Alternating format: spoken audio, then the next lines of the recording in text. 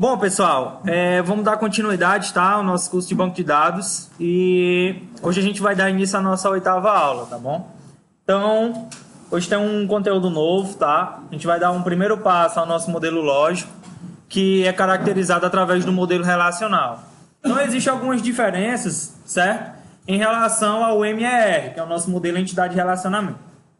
E a gente viu que a todo momento a gente trabalhava em nível conceitual, né? Dentro desse modelo entidade de relacionamento. Então, hoje tem alguns aspectos e algumas características inerentes ao modelo relacional. E nós vamos ver também e conhecer que, através do modelo relacional, a gente vai sentir necessidade de se utilizar uma chave estrangeira, né? Então, hoje é o nosso primeiro contato com a FK, certo? Foreign Key. E a gente vai entender como é o funcionamento dela. E através do modelo relacional, que também nós vamos poder fazer através do BR modelo, né? Nós temos o modelo conceitual lá e nós temos o diagrama também relacional, que é a nível lógico, que é através do BR modelo que a gente vai fazer, tá bom? Então, são esses dois passos hoje que a gente vai fazer, além da atividade, alguns conceitos, e fazer o resumo também lá no ambiente virtual, tá? Então, vamos lá. Então, essa primeira parte, para que a gente comece a definir e fazer o tratamento de algumas configurações e características inerentes ao modelo relacional, então eu separei 3 momentos, tá? Como uma introdução para a gente tentar entender como é que funciona esse modelo relacional, tá bom? Que a gente está começando a iniciar uma coisa diferente hoje, pode ser que confunda a sua cabeça, tá bom? Então, muito cuidado aqui para não confundir. O modelo relacional é um modelo lógico utilizado em bancos de dados relacionais. Ele tem por finalidade representar os dados como uma coleção de tabelas e cada tabela, cada tabela vai se originar de linhas. Que essa linha a gente vai dar origem como quem aqui? Tupla, né? Então, um exemplo. Quando eu faço um registro de uma pessoa no banco de dados, né? Aquele registro ele vai se caracterizar várias colunas ou várias linhas. Linhas, né? Então, vamos tentar entender aqui. Por exemplo, nós temos uma tabelinha e cada tabela ela tem uma respectiva coluna, né? Então, imagine aí essa tabelinha. E a partir daí, cada campo, né? Cada atributo vai ser o quê? Uma coluna, certo? E cada usuário que tiver cadastrado dentro dessa tabela vai representar o quê? Uma linha. Que se eu disser que é uma tupla, também é verdadeiro. Em bancos de dados, essas linhas são representadas como tuplas. Inclusive, já tem inúmeras questões de concurso que perguntam só o que é uma tupla lá de banco de dados para você marcar. E você marca que é uma linha. Ou então ele embola um pouco, né? Tipo, várias informações cadastradas se caracterizam em várias tuplas, por exemplo. Ele também dá esse exemplo. Aí você coloca que é verdadeiro, né? Então, as linhas, elas vão se caracterizar como informações que estão armazenadas dentro daquela tabela, tá? Cuidado para não confundir. De uma tabela que representa uma coleção de dados relacionados, né? E essas relações a gente viu que funcionou bem legal lá no modelo entidade de relacionamento, né? Ou seja, onde a gente viu que cada entidade se relacionava, né, com 1 para n, n para n, 1 para 1, né, 0 para 1, que são as cardinalidades máximas e as cardinalidades mínimas, né? Neste modelo, começamos a nos preocupar em como os dados devem ser armazenados e em como criaremos os relacionamentos do modelo conceitual. É também nessa etapa que definimos o SGBD que será utilizado, bem como os tipos de dados para cada atributo. O modelo relacional é definido, não é isso? Usando como base quem? O modelo entidade relacionamento. Então, é um passo a passo. João Vitor, eu consigo fazer o modelo relacional sem antes ter feito o modelo entidade de relacionamento, com todas aquelas entidades, com todos aqueles atributos? Eu consigo fazer? Não. Tá bom? Inclusive, lá no BR modelo, tem uma opção que, através do modelo entidade relacionamento, automaticamente você gera um modelo relacional. Só que eu não vou ensinar isso, tá? Para vocês, que eu quero que vocês façam passo a passo, tá? Lógico que vocês vão ter que fazer um modelo entidade relacionamento, né? Eu vou pedir para vocês fazerem um modelo lógico de todos os exemplos que vocês fizerem. Para quem salvou, né? Deixou salvo, só gera o modelo lógico. Se não, faz um modelo lógico novamente, né? Beleza? Então, essa é a primeira ideia que a gente tem, né? Eu consigo construir um modelo lógico sem ter feito um modelo de entidade de relacionamento? Não. Se eu falar em termos gerais, né? Eu posso dizer que um modelo de dados relacional, né, é caracterizado por várias tabelas, né, e tuplas. Eu posso dizer isso? Sim ou não? Posso dizer também, tá? Então aí a gente já consegue caracterizar. Posso dizer também que o modelo relacional é o que fica mais próximo, né, da implementação desse banco de dados? Sim ou não? Sim também, né? Então tudo isso eu posso dar, certo? Fazer afirmativas para que a gente caracterize esse modelo relacional, tá bom? Cada um no seu quadrado aí, beleza? Quem não tiver no seu quadrado pode ir para o seu quadrado, tá bom? Tudo bem.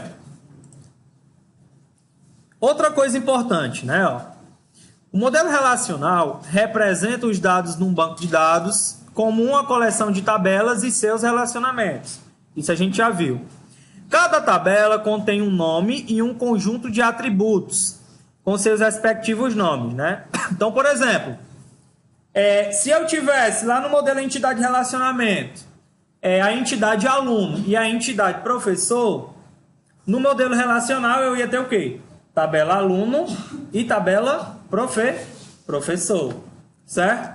Então é mais ou menos uma interseção do modelo relacional para o modelo, né? Modelo entidade de relacionamento para o modelo relacional, tá bom? Tem a tabela TB aluno para guardar todos os dados do aluno, como matrícula, nome, data de nascimento, certo? E esses dados que são armazenados são os atributos do aluno, como já visto anteriormente. Então todos aqueles atributos, né, que a gente gerava lá no modelo entidade de relacionamento, ele também vai continuar no modelo relacional? Sim. Só que com mais características. Que características são essas? Por exemplo, nós temos matrícula, nome e data de nascimento. Esses três atributos, né, eu vou precisar saber o que deles. Eu sei que a matrícula ela vai ser a chave primária, por exemplo, do tipo inteiro. Opa! De quantos caracteres? Opa! Mais outra informação. Então, no modelo relacional, a gente precisa colocar isso. No modelo entidade de relacionamento, a gente faz isso? Não. Só diz que é a matrícula e a chave primária e já era. Eu não digo qual vai ser o tipo. Eu não digo qual vai ser a quantidade de caracteres, certo?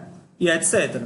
Então, no modelo relacional, a gente consegue fazer isso, tá? Dizer o tipo de dado, dizer a quantidade de caracteres. Do mesmo jeito o nome e do mesmo jeito a data de nascimento, tá? Ou seja, fica mais próximo da implementação.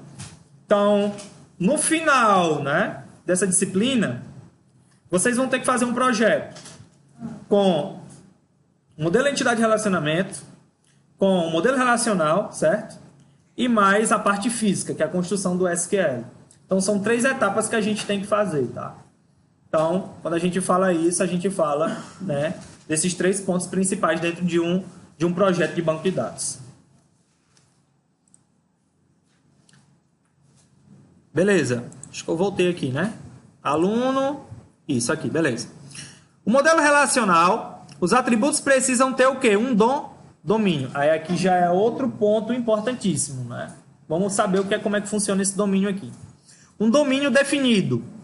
Ou seja, precisamos especificar todos os valores possíveis que um atributo pode receber. Ou seja, se ele é por exemplo, um atributo, né, que seja o CPF, por exemplo, ele vai receber valores de que tipo? Aí quem vai definir é o programador, né? Se vai ser do tipo caractere ou se vai ser do tipo, sei lá, inteiro e etc. Então, quando a gente fala desse domínio, é justamente esses valores possíveis, né? O domínio de um atributo define qual tipo de dado e o formato que o dado pode ser armazenado, certo? Por aquele atributo. Então, a partir do momento que eu faço essa caracterização, eu sei, né? Acorda, macho. Eu sei que aquele determinado atributo vai poder armazenar aquela determinada informação. E a partir daí eu consigo definir o tipo de dado que aquele atributo vai ser. Então é muito fácil caracterizar isso, né? É muito fácil. Por exemplo, se eu estou fazendo um cadastro de uma venda e essa venda ela vai receber um valor, né? O valor total dessa venda. De cara a gente já sabe qual vai ser o tipo de dado desse atributo, valor total dessa venda. Qual o tipo de dado? A gente conhecia como double, né? Só que aqui, no banco de dados, vai modificar. A gente vai colocar como? Decimal, tá? Então, vai ser a nossa próxima pesquisa que eu vou pedir para vocês. Todos os tipos de dados, certo? Representados dentro de um banco, né? Tá bom? Mas eu trouxe 2 ou foi 4 essenciais que a gente precisa saber, tá? Os outros vocês vão pesquisar. Por exemplo, no atributo matrícula, podem ser guardados valores inteiros. Beleza? Show de bola. Não tem problema nenhum. No atributo nome, podem ser guardados até 100 caracteres. Olha que coisa interessante aqui, né? Por exemplo, digamos que você vai estar fazendo uma aplicação web, né? Lá na disciplina lá de HTML e CSS. Vocês já estão vendo PHP já, né? Beleza. Lá na disciplina de PHP, né? Aí você cria um campozinho lá, um blob, né? Campozinho de texto, que é aquele maior. Eu acho que é até um text area, né? Isso. Que precisa armazenar, não é? Uma determinada quantidade de caracteres. Aí, quando você for trabalhar com banco de dados lá junto com o PHP, você precisa saber a quantidade de caracteres, né? Por quê? Porque, por exemplo, se você disser que aquele campo, né? Observações, vai receber 200 caracteres, que o usuário vai poder digitar até 200 caracteres, e lá no banco de dados, né, você disser que aquele atributo, observação, só vai receber 100 caracteres, automaticamente ele não vai armazenar aquela informação, tá? Vai dar um erro de tratamento. Ou seja, você não conseguiu fazer aquele tratamento de tentar entender que aquele campo, né, lá dentro do banco de dados só recebia 100 caracteres. Certo? Então, por isso que muitas vezes na aplicação a gente consegue fazer esse tratamento. Tipo, na hora que o usuário começar a digitar lá, beleza, ele só pega uma determinada quantidade, né, de caracteres. Parou ali, você pode digitar milhões de vezes que ele não faz isso. Outra técnica é utilizar as máscaras, né? Então, por exemplo, eu acho que vocês são cansados de fazer isso, né? Cadastro na web, de e-mail, sei lá, Facebook, etc. Que precisa você colocar, por exemplo, o RG, o CPF, e ele coloca dentro de uma máscara. O CPF automaticamente, quando chega no último dígito, você já não pode mais digitar nenhum outro valor. Já passaram por isso? Sim. Número de telefone, direto, né? DDD, acrescentaram 9 agora, né? Tinha site que não tinha se atualizado. Você só conseguia colocar seu número sem o 9. Agora a maioria você já pode colocar o 9, né? 9, 9653, né? Xiririm, xiririm, né? Então, para não ter problema, né? Então, o que é que acontece? Para não... Cadê o Gabriel? Exatamente. Para o banco de dados não ficar inconsistente. Muito bem. Então, beleza. Então, é isso, pessoal. A maioria desses tratamentos, quem é que vai fazer? É o programador dentro da aplicação. Por quê? Porque é o banco de dados que está dizendo que aquele atributo só vai ter, né, no máximo 100 caracteres. Certo? Então, esse tratamento geralmente é feito na aplicação. Beleza? E, por exemplo, aqui, no atributo data, pode ser guardado um formato aqui também de DDD, não é isso? Que é o dia, mês e ano. Dá muito problema, né, em relação a isso aqui, é porque quando a gente está trabalhando com o formato data, né, do SGBD, ele pega o contrário, né? Ele pega o ano, o mês e o dia. Ou seja, mais outro tratamento que você precisa fazer na aplicação, né? Porque no português, o brasileiro ele conhece como dia, mês e ano, né? Então, já é outro tratamento. Ele não vai armazenar de forma alguma nessa sequência, tá? Ah, João Vitor, então quer dizer que se eu colocar o formato data e for nessa sequência aqui, ele não vai reconhecer? Não, não vai reconhecer, tá? Então, faz o tratamento e armazena ele o contrário, tá bom? E agora a gente vai tentar entender aqui como é que funcionam essas tuplas, né? E caracterizar esse carinha aqui. As tuplas representam os valores de uma tabela, beleza? Quem são os valores aqui, pessoal? A matrícula, o nome do aluno e a data de nascimento. Isso aqui, pessoal, são os valores? Não. Os valores são as informações que estão armazenadas. Então, se eu disser aqui o número 100 é um valor? É. A Ana é um valor? É. E o 12 do 597 também é um valor? É. Então, essa linha aqui do cadastro da Ana, eu digo que é o quê? Uma tupla. Beleza? Então, se eu perguntar aqui para vocês, quantas tuplas eu tenho nessa tabela?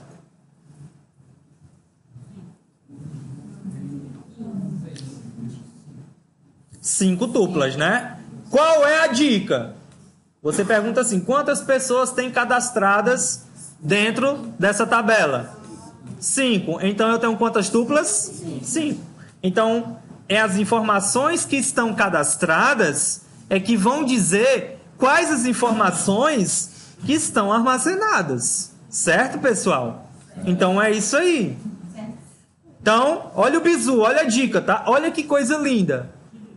A partir do momento que você, né, tem várias informações armazenadas dentro dessa tabela, dentro do banco de dados, você sabe a quantidade de tuplas dentro dessa tabela.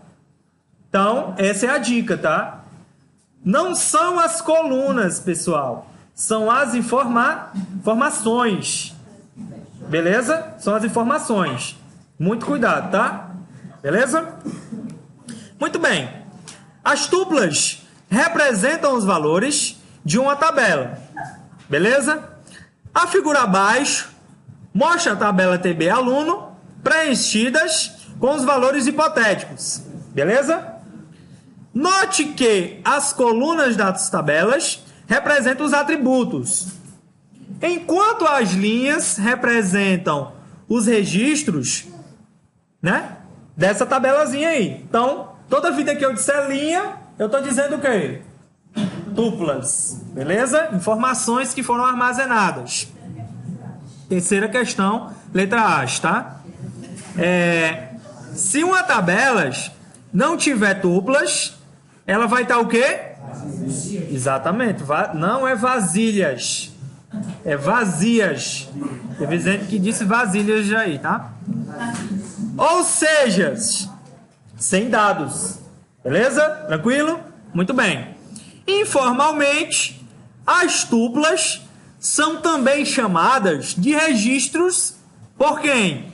Pelos desenvolvedores. Beleza? Então, quando você está conversando diretamente com o cara que é responsável pela programação, ele não vai dizer que essa tabela, tá bom? Existem linhas, não. Ele vai dizer que essa tabela existe o quê? Tuplas. Então você já vai se ligando aí no linguajar, tá ligado?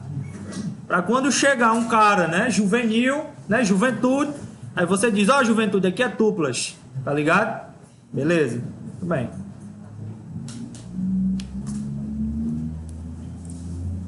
Agora, né, a gente vai saber como é que funciona a descrição, né, de uma tabela no modelo o quê? Relacional. Então, muito cuidado aqui, tá? Para descrever uma tabela no modelo relacional, usamos o nome da tabela em seguida dos atributos entre o quê? Parênteses. Muito cuidado. Para identificar a chave primária, devem-se sublinhar os atributos correspondentes a ela, beleza? O tipo de cada atributo, olha aí, já é uma novidade, né? Ó, também deve aparecer no modelo relacional, como mostra no exemplo abaixo. Então, beleza. Primeiro eu digo o que aqui? O nome da tabela. Depois eu digo quem aqui? Chave, né? Primária, que tá o quê? Sublinhada, né? Ó. O nome do atributo, 2 pontos, o quê? O tipo. Então, beleza. Nome da tabela, certo? Abre o parênteses. Nome do atributo, 2 pontos, o tipo. Para me identificar quem é a chave primária, eu faço o quê? Sublinhar, certo? Cada atributo ele vai ser separado por quê, pessoal? Por vírgula, né? Então, a gente tem quantos atributos aqui? Matrícula, nome e data de nascimento. Qual vai ser o tipo de dado aqui da matrícula? Inteiro. O tipo de dado aqui do nome do aluno? Caractere. Opa, e esse 100? É para quê? A quantidade de caracteres. Exatamente, que vai poder ter quem? O nome do aluno. Mas, João Vitor, se fosse aqui, era o Dom Pedro II, era? Ou era o Dom Pedro I, que tem aquele nome gigante? Podia botar 1000 caracteres aí, né? Beleza. Data de nascimento do aluno. O tipo aqui é o quê? Data, né? Beleza? Então, muito cuidado. Essa aqui é a maneira de você descrever, certo? Uma tabela no modelo relacional. Nem se preocupem que todos aqueles modelos que vocês fizeram, né?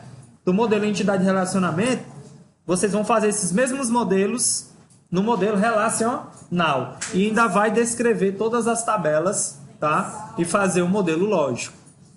Beleza? Muito bem. Tranquilo, pessoal, aqui? Muito fácil, né? Beleza. Agora, eu trouxe aqui para vocês, né, ó, os principais tipos suportados que a gente vai utilizar onde?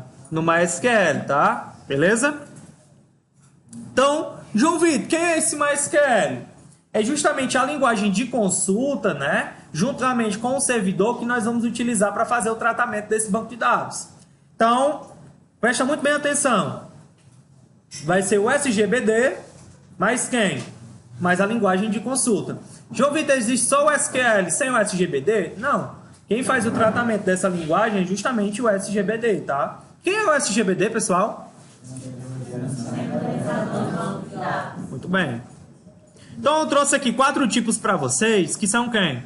O varchar, o inteiro, né, que é o int, o decimal e o data. Beleza?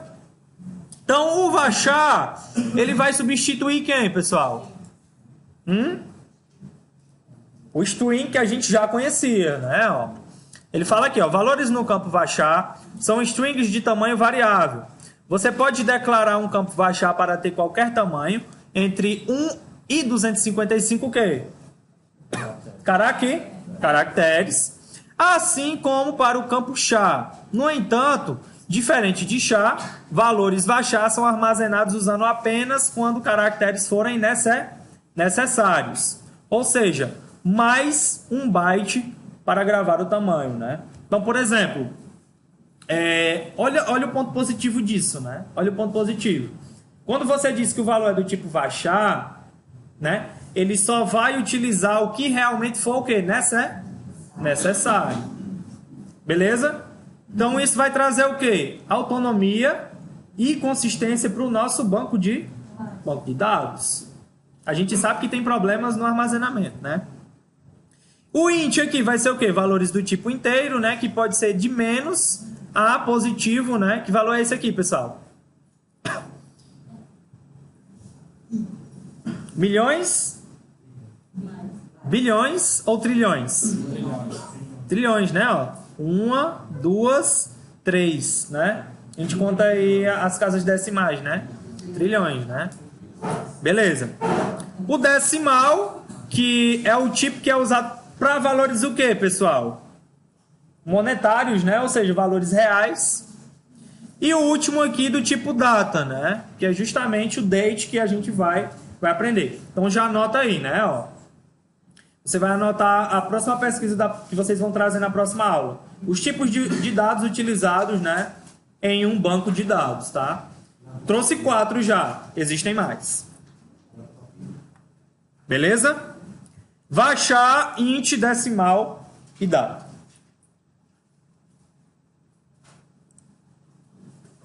Agora a gente vai tentar entender, certo? Como é que funciona a nossa chave estrangeira, mais conhecida como FK ou Foreign Key. A chave estrangeira é um atributo da tabela que faz referência a uma chave primária. Essa é a primeira dica, tá? Essa é a primeira dica. Então, por exemplo, se eu tenho duas tabelas, e nessa primeira tabela aqui, eu tenho uma chave estrangeira da outra tabela, então essa chave estrangeira aqui faz referência de quem? Da chave primária da segunda tabela, tá? Nós vamos já ver aqui como é um exemplo. Essa é a primeira dica. Ou de outra tabela ou da própria tabela. Aqui vai ser a pegadinha da prova, tá? Mas como é que pode ela ter uma chave estrangeira dentro da mesma tabela? Existe isso? Pode isso, Arnaldo? Sim, pode sim. Do mesmo jeito que o Palmeiras não tem mundial, essa tabela aqui ela também pode ter uma chave estrangeira dentro da própria tabela. Beleza? Tranquilo? Muito bem, segue o líder. Suponha que tenhamos as tabelas turma e aluno representadas no modelo relacional a seguir, beleza? Observe que a tabela TB aluno possui um atributo, código turma, certo? E esse atributo é a chave primária da tabela o quê? TB turma. Ok, tudo bem. Esse código veio de quem? Lá da turma. Show de bola. E, portanto, é uma chave o quê? Estrangeira. Na tabela de quem? Do aluno. O atributo que é a chave estrangeira deve ser do mesmo tipo e do mesmo tamanho que sua primária correspondente. Ou seja, se lá era o número 2 na turma, quando ele veio para a tabela aluno, ele também vai ter que ser o quê? Número 2, vai ter que ser o quê? O mesmo tamanho e vai ter que ser o quê? O mesmo tipo. É importante deixar explícito a qual tabela a chave estrangeira está fazendo o quê? Referência. Ou seja, eu preciso dizer, por exemplo, se eu tenho o campo código turma dentro da tabela aluno, eu preciso dizer que aquele código turma é de quem? Eu preciso referenciar. É da tabela turma? Sim, é da tabela turma. Então, geralmente, né, isso é feito através de o quê? De uma referência. E a gente vai ver que na hora da gente declarar essa chave estrangeira, realmente é o nome referências que a gente vai utilizar, tá? Opa! Olha aqui uma exclamaçãozinha, a dica, né? Ó. Uma chave estrangeira sempre faz referência a uma chave primária. Terceira questão, letra A, tá? A chave estrangeira nunca fará referência a um atributo que não seja o quê? Chave primária. Beleza? Então, se tiver lá, né, uma questãozinha lá de múltipla escolha dizendo para você que uma chave estrangeira faz referência, né, a um atributo não chave, é verdadeiro ou é falso? É falso, né? Sempre vai fazer referência a uma chave primária. Sempre. Beleza? Beleza, Micael? Segue o líder. E aqui a gente tem um exemplozinho aqui de uma chave estrangeira, né? Da maneira descritiva dentro do modelo o quê? Relacional. Nós temos aqui a tabela turma, código da turma inteiro, nome da turma, né? E caractere, não é, de 5 o quê? Quantidade máxima de caracteres possível desse atributo. Agora a gente tem o quê? A tabela aluno, com a matrícula do aluno, tipo inteiro, chave primária, nome do aluno, caractere, né, de 100 possíveis, data de nascimento, tipo data, e o código da turma de que tipo? Inteiro. Só que aqui no final a gente tem uma novidade, né? Que novidade é essa? O código da turma faz referência de que tabela? Da tabela turma, essa daqui de cima, beleza? Ou seja, esse código turma, ele é uma chave o quê?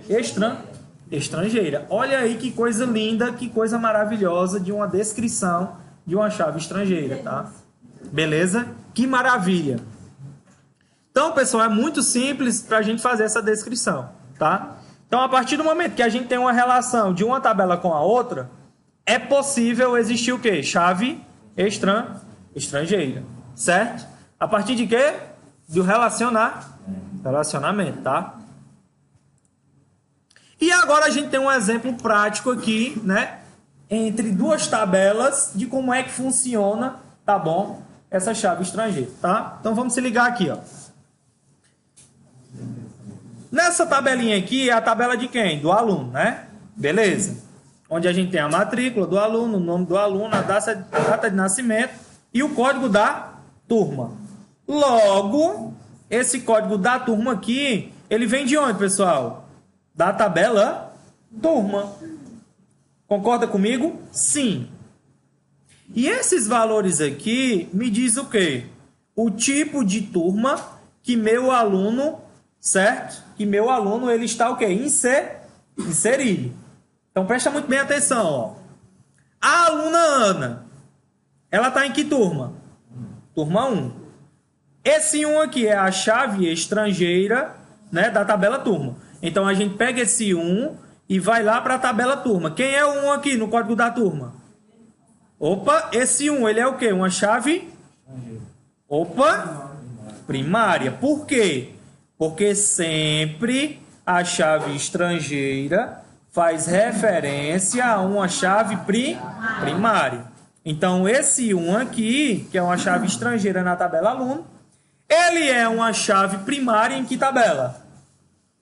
Na tabela turma. Então, esse 1 aqui, né, diz o quê? A turma que a Ana faz o quê? Estuda, né? Beleza? Então, a Ana é de que turma? Primeiro ano de informática, certo? Então, voltamos para cá. O João, ele é o quê? O 3, né? Ó. Então, beleza, a gente volta aqui. O código da turma 3 é o quê? Terceiro ano de informática. Então, aí a gente já tem uma... Presta atenção. A gente já tem uma referência. Não é não, safadão? Se orienta. Então, se eu disser assim, é verdade que uma chave estrangeira, ela pode ser repetida? Verdadeiro ou falso? É verdadeiro ou falso? Verdadeiro. Presta atenção aqui, ó. Nós temos quantas chaves estrangeiras repetidas? 1 em 1 e 3 e 3. Ou seja, ela pode se repetir? Sim. João Vitor, mas uma chave primária pode se repetir? Não. Eu tenho uma chave primária repetida aqui? Não. E essa chave primária aqui é repetida? Também não. Por isso que a chave estrangeira ela faz referência de o quê? De uma chave primária. Por isso que ela pode ser repetida. Beleza? Olha aí que coisa legal, né? Aí, por isso que eu disse para vocês que a partir do momento que eu caracterizo, né, um relacionamento, eu posso utilizar a chave estrangeira. Então, se eu disser aqui para vocês que uma turma pode ter quantos alunos? N alunos. Então, por exemplo, aqui, o terceiro ano de informática tem quantos alunos? Tem o Marcos, né, ó, e o João. Posso ter mais? Sim, não são N. A partir do relacionamento que eu caracterizei lá no modelo entidade de relacionamento, eu dou origem à minha chave estrangeira aqui. Que legal, né? Massa? Muito massa. Então, pessoal, no modelo relacional, é a chave estrangeira que especifica o relacionamento entre as tabelas. É através da chave estrangeira que conseguimos descobrir, por exemplo, que o aluno João pertence à turma do segundo ano do curso técnico em informática, como mostrado aqui nas figuras abaixo. Então, por exemplo, pessoal, em vez de eu criar, né, um atributo turma dentro da tabela aluno, que turma não tem nada a ver, turma é um atributo de aluno? Não. Turma, ela pode ser uma entidade. Então, através da chave estrangeira, eu posso fazer esse relacionamento e trazer a turma do meu aluno. Certo? Do mesmo jeito com quem? Por exemplo, com o endereço. O endereço. Eu vou criar um campo endereço dentro da tabela aluno? Não. Eu crio uma tabela endereço e coloco uma chave estrangeira dentro da tabela aluno. Ou seja, para cada endereço, eu vou ter o quê? Um aluno diferente, né? Beleza? Concorda comigo? Sim. Então, mais ou menos aí uma ideia para a gente referenciar. Oi. Sim, também. Do mesmo jeito, o telefone, né? A gente pode criar uma tabela telefone, por exemplo. Um aluno pode ter N telefones, né?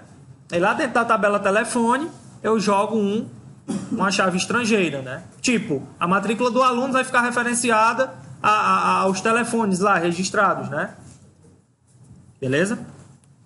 Agora, terceira questão, letra A. Muita atenção, beleza? Para tudo aí e preste atenção aqui. Integridade referencial. Se liga aí. A chave estrangeira garante a integridade referencial. Isso eu disser lá na prova. A chave primária garante a integridade referencial. Verdadeiro ou falso? Falso. Só quem é que garante a integridade referencial? Chave estrangeira, tá? No modelo relacional. Ou seja, ela garante que não se faça referência a valores que não existam na base de dados. Evitando o quê? Gabriel? O bicho é moral mesmo, viu? Aí, inconsistências, né? Muito bem. Uma chave estrangeira pode também fazer referência a uma chave primária dentro da mesma tabela. Olha aí que coisa legal. Isso acontece quando temos o quê? Um autorrelacionamento. Lembram do autorrelacionamento? Sim. Quando é um autorrelacionamento? Quando a entidade ela se relaciona com ela mesma. Beleza? A gente viu isso e a gente fez lá no modelo entidade de relacionamento. Então, por exemplo, aqui na tabela aluno, a gente tem a chave primária, né, a matrícula aluno, que é do tipo inteiro, o nome do aluno, que é de caracteres, né, ó, de 100, data de nascimento, do tipo data, e a matrícula do aluno, que representa o quê? Do tipo inteiro também, que essa matrícula do aluno representante vai ser o quê? A minha chave estrangeira, né? Ó, matrícula aluno representante referencia o quê? A tabela A aluno. Ou seja, essa chave estrangeira aqui, ela vai ser referência de que tabela? Aluno. Dentro desse meu autorrelacionamento. Conseguindo entender aí mais ou menos como é que funciona a parada? Tranquilo, né? Então é justamente isso, pessoal. Então, eu vou fazer... eu nem ia falar, mas eu vou falar a pegadinha aqui, tá? Por exemplo, quando a gente tem uma cardinalidade mínima, é um relacionamento? A cardinalidade representa um relacionamento? Sim ou não? Sim. Sim ou não? Sim. Sim. A cardinalidade mínima, ela é representada através de quem? Quem foi que disse 0 e 1? Muito bem. Ou é 0 ou é 1. Ou é parcial ou é total. Aí eu pergunto para vocês. Uma chave estrangeira pode ser nula? Verdadeiro ou falso? Falso. Se a referência da chave primária dela tiver um 0, ainda não é nula. A chave primária não pode ser nula. É verdadeiro, pessoal. Por que é verdadeiro? Pegadinha. A chave estrangeira ela é feita através de quem? De um relacionamento. E se a cardinalidade desse meu relacionamento for parcial, for mínima, 0 ou 1? Se ela for zerar, não vai existir. Ela pode existir ou não. Ela pode existir ou não. Por isso que eu falo, ela pode ser nula? Sim. Independente de que ela faça referência ou não, ela pode ser nula. Consegui compreender aí a ideia? Mas a minha chave primária, ela tem essa possibilidade de ser nula? De jeito nenhum.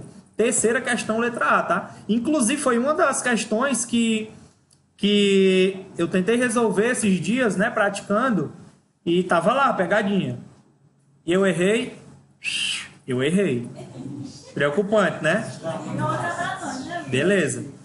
Muito bem, né? Então se liga aí. Por que isso, pessoal? Justamente por causa do relacionamento, 0 e 1. Mas já teve outra que eu me lembrei de vocês, né? Que ele perguntava lá como era que definia os relacionamentos parciais, né, e totais. Aí tinha lá a cardinalidade mínima. Então, já era, né? Show de bola. E aí a gente vai aprendendo, né? Mais e mais. Ok, tranquilo. Muito bem, né?